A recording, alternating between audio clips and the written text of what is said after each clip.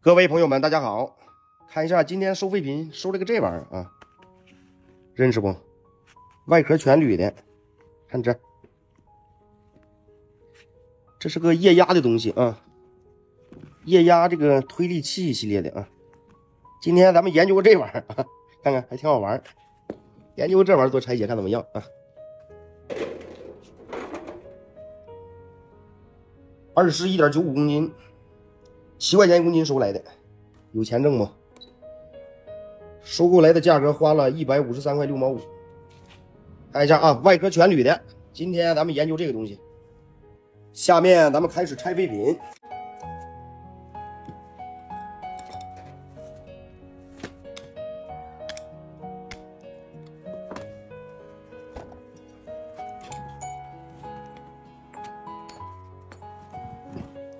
这个东西液压的，我估计得有油啊。咱们看一下有没有油。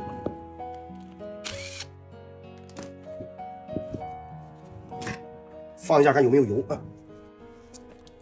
还真有油，看到了吗？先放油啊。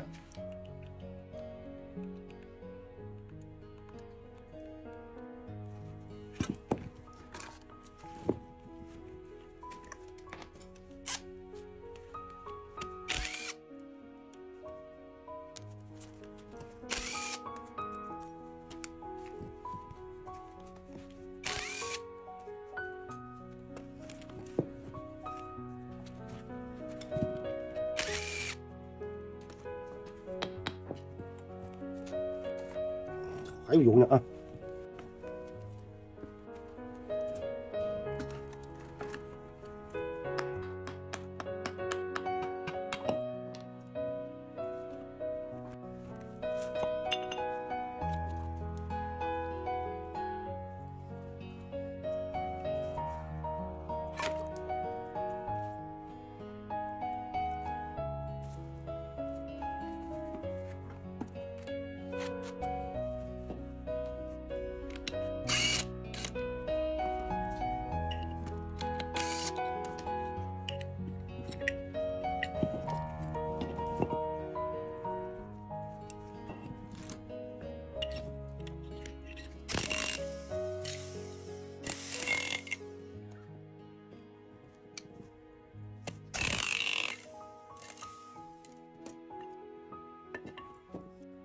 这里面是个小电机儿啊。